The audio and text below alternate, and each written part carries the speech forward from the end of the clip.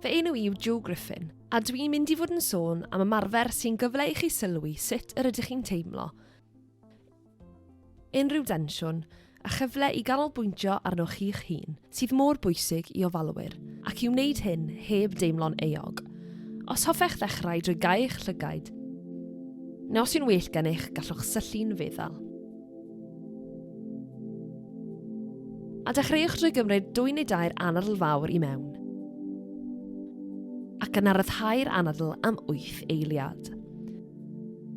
Felly, anadlu mewn ar gyfer 4 eiliad, a ryddhau'r anadl ar gyfer 8 eiliad.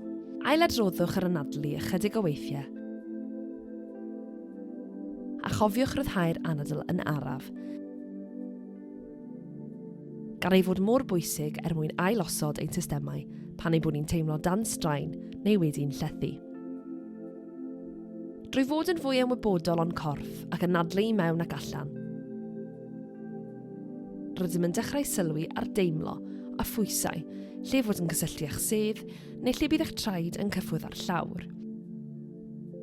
A thrwy gydol yr ymarfer, cymerwch gymaint o amser ag sydd ei angen arnoch, mwyn profi ac archwilio pob man o'ch corff.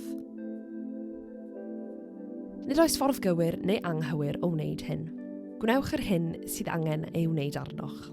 Efallai byddwch am wneud sgan systematig o'r corff, wrth ddechrau gyda'ch pen a gweithio i lawr eich talcen, eich bochau, eich gen, yn sylwi sut mae rannau yma eich corff yn teimlo.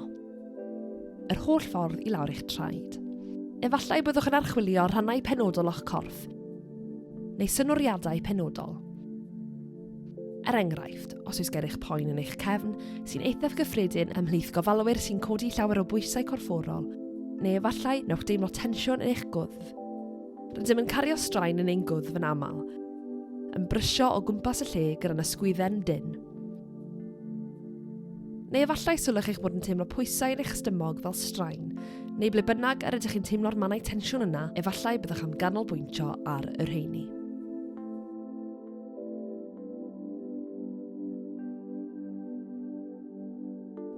Beth bynnag fo'ch penderfyniad eich dewis chi ydyw.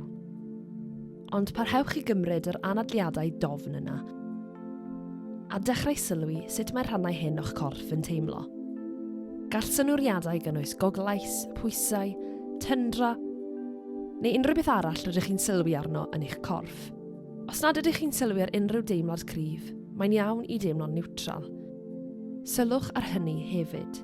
Nid oes atebion cywir i'w cael. Sylwch ar y presennol.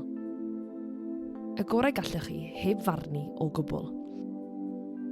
Byddwch yn chwilfrydig ac yn agored i'r hyn a sylwch arno, a beth ydy'r teimladau hyn, yn archwilio'r synwriadau gymaint ag y gallwch. Os sylwch ar fan lle bydd tensiwn, ceisiwch anadlu at y man hwnnw, a'r teimlad agored llawn hwnnw. Ac yna ryddhau'r ffocws hynny ar sylwi, cyn symud ymlaen i'r man nesaf rydych am ei archwilio yn eich corff. A thrwy gydol hyn yn anadlu'n ddofn. Byddwch yn sylwi ar rywbwynt bod eich meddwl wedi dechrau crwydro, ond mae hynny'n iawn. Da iawn i chi am sylwi. Wnewch sylwi'n gyflym ni allwch stopio'ch meddwl rhag grwydro.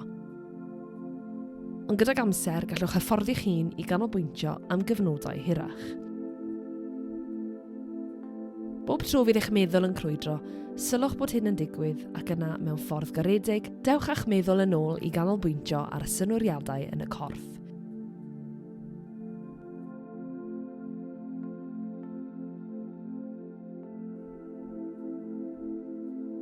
Cymrwch seibiant mwyn parhau gyda'r archwilio wrth gymryd anadl ddofn.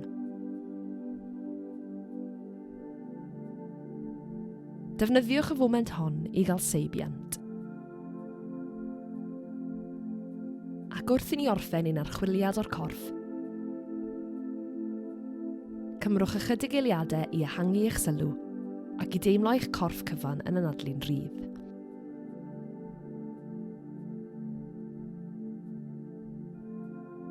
Ac yna agorwch eich llygaid os oeddent ar gau. Dechreuwch ddod yn ôl at fywyd bob dydd.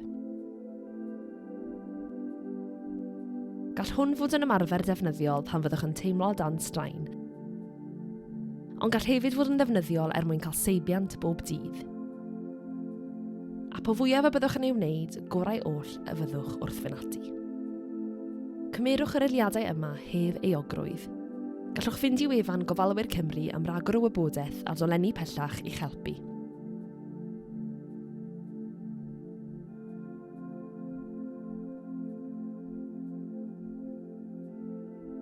Mae'n bwysig cofio'r negeseuon yna o hunan drugaredd a'i fod yn gwbl iawn i chi gael yr amser yma i chi'ch hun. Mae'n iawn i feddwl am eich anghenion chi'ch hun. Mae'n iawn i deimlo cyfuniad o emosiynau gwahanol ac mae'n bwysig trin eich hunain gyda charedigrwydd a thrugaredd. Cofiwch, does neb yn berffaith. Bodau dynol ydym ni'n unig, ac mae digon da yn ddigon da.